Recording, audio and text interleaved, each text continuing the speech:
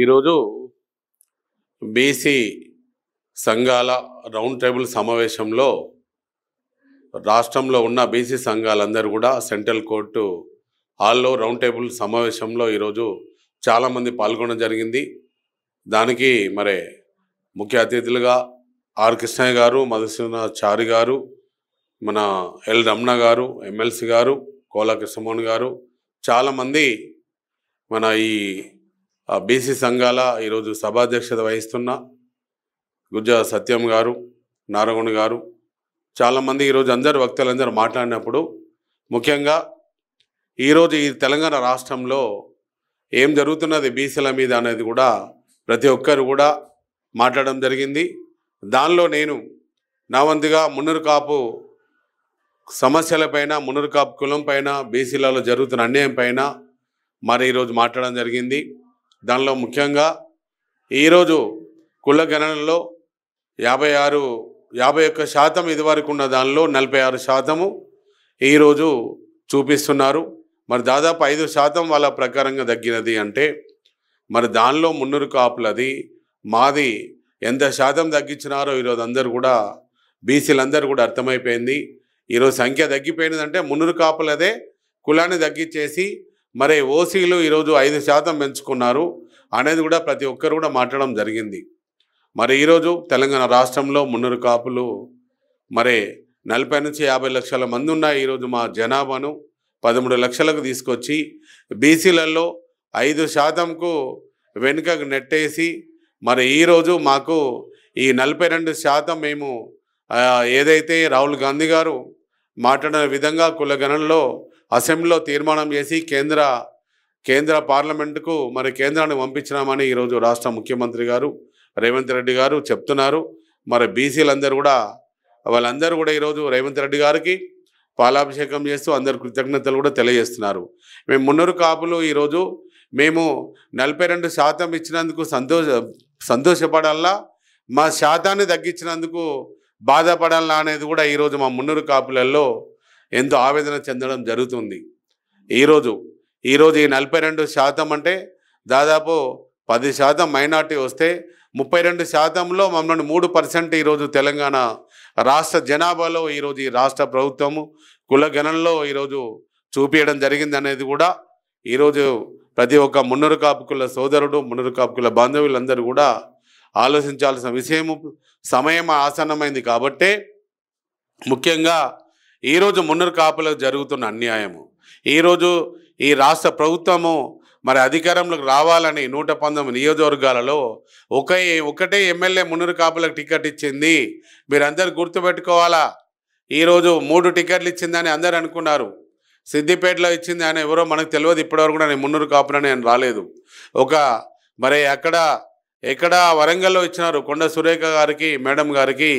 వారు పద్మశాలి కోటల్లో ఇచ్చినాము, పద్మశాలి కోటలనైనా ఈరోజు మరి మంత్రి పదవి ఇచ్చినామని గౌరవ ముఖ్యమంత్రి గారు ప్రతి మీటింగ్లో కూడా వారు తెలియజేస్తున్నారు.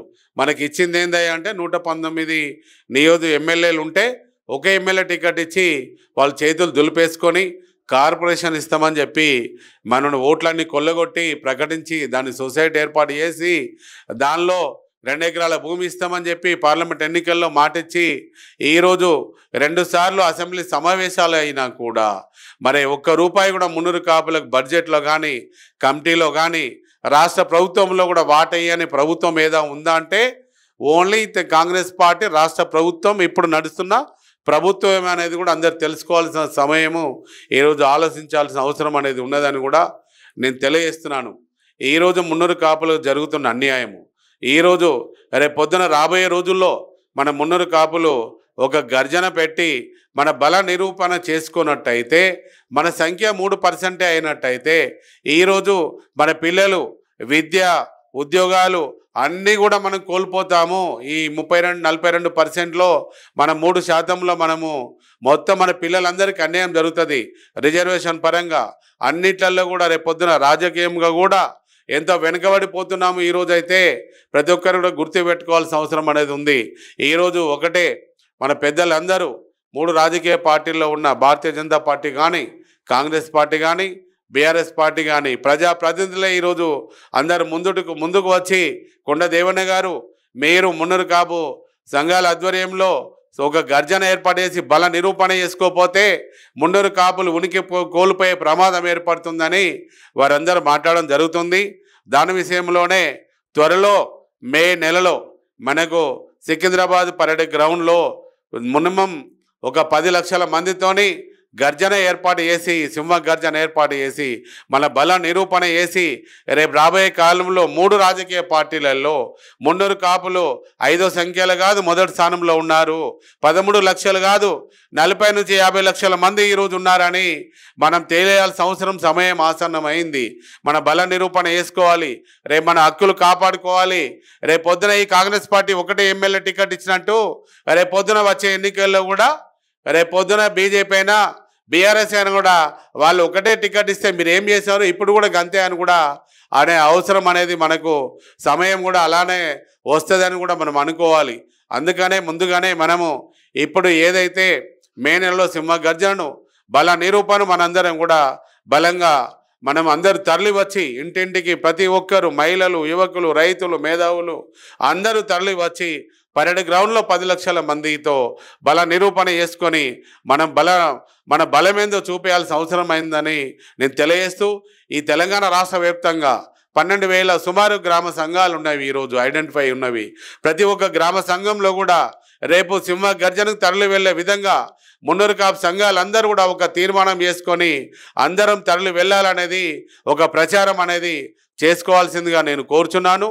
మరి ఏదైతే ఏప్రిల్ 13 తారీఖు రోజున జలవిహార్లో మనము పోస్టర్ ఆవిష్కరణ ప్రజాప్రతినిధుల సభ ఏర్పాటు చేయాలనేది మేము ముందుకెళ్తున్నాం. కాబట్టి త్వరలో మళ్ళీ ప్రెస్ మీట్ పెట్టి అన్ని సంఘాలందరినీ కలుపుకొని బహిరంగ గర్జన సింహ గర్జనకు ముందుకెళ్తామని తెలియజేస్తూ ఈరోజు బీసీ సంఘాల ఆధ్వర్యంలో జరిగిన రౌండ్ టేబుల్ సమావేశంలో మున్నూరు కాపులకు జరిగిన అన్యాయాన్ని ఈరోజు వారందరూ కూడా నేను తెలియజేశాను. అందరూ కూడా బీసీలలో మున్నూరు కాపులకు అన్యాయం చేశారు అనేది ఈరోజు అందరూ అనుకోవడం జరుగుతుంది. ఆర్ కృష్ణయ్య గారు మరి బీసీ సంఘాల ఉన్న నాయకులందరూ ఈరోజు మున్నూరు కాపులకు జరుగుతున్న అన్యాయం మీద వారందరూ కూడా మద్దతు తెలియజేస్తున్నారని నేను తెలియజేస్తున్నాను. జై మున్నూరు కాపు, జై బీసీ, జై పటేల్.